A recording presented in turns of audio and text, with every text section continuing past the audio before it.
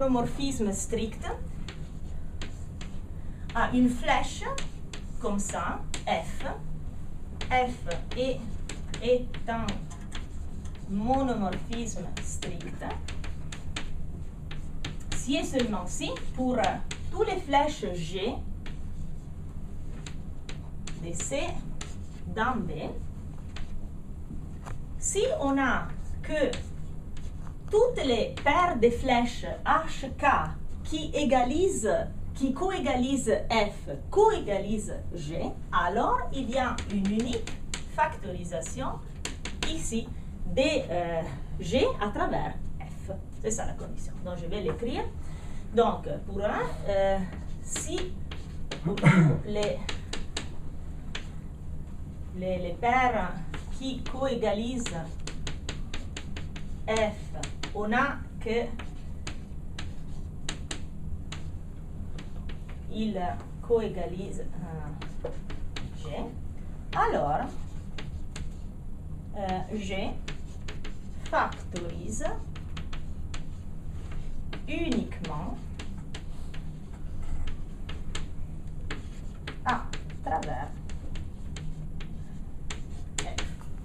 Ça, c'est la condition des monomorphismes stricts. En fait, cette condition est en fait très reliée à la notion des monomorphismes réguliers, c'est-à-dire un monomorphisme qui est l'égalisateur de sa cokernel paire. Et en fait, ça représente une sorte de affaiblissement de la notion où la catégorie en général n'admet pas les cokernel paires.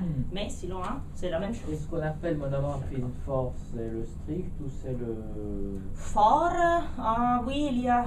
Je ne me rappelle plus, honnêtement. Parce que, parce que quand on définit le quasi-topos, oui. On remplace les sous-objets par des monomorphismes. Ah. C'est des extrémos.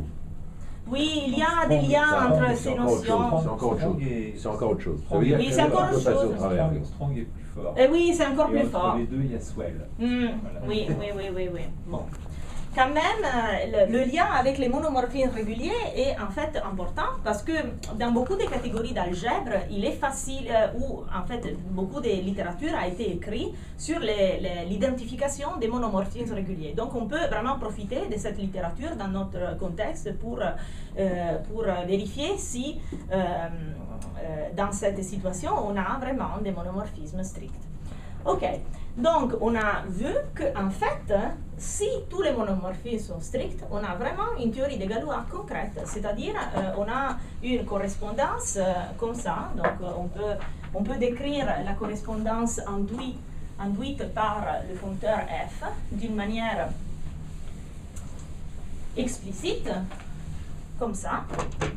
Donc f est pleine et fidèle, si et seulement si, pour tous les flèches, donc si j'ai deux flèches à partir des objets de C vers U, donc l'un je l'appelle si et l'autre qui,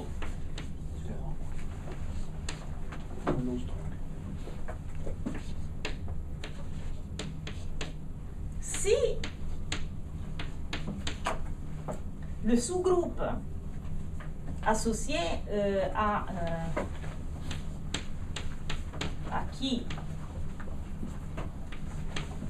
est contenu dans le sous-groupe associé à qui, alors on a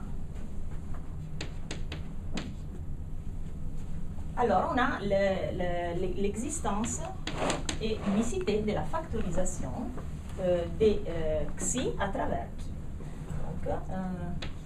Donc, factorise uniquement à travers.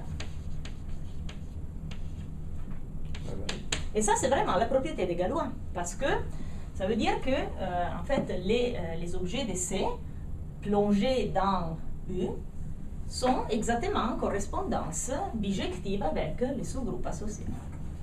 Mais il y a un autre ingrédient qui marche dans dans le contexte de la théorie des Galois standards, c'est le fait que ce fonteur n'est pas seulement plein et fidèle, mais qu'il est aussi essentiellement surjectif. C'est-à-dire tous les sous-groupes polaires sont de cette forme, sont les fixateurs dans certains. Donc ça, c'est une condition supplémentaire. Et en fait, on va investiguer aussi cette condition du point de vue de Topos. Parce qu'on va trouver exactement une condition élémentaire qui permet d'assurer que ce soit le cas.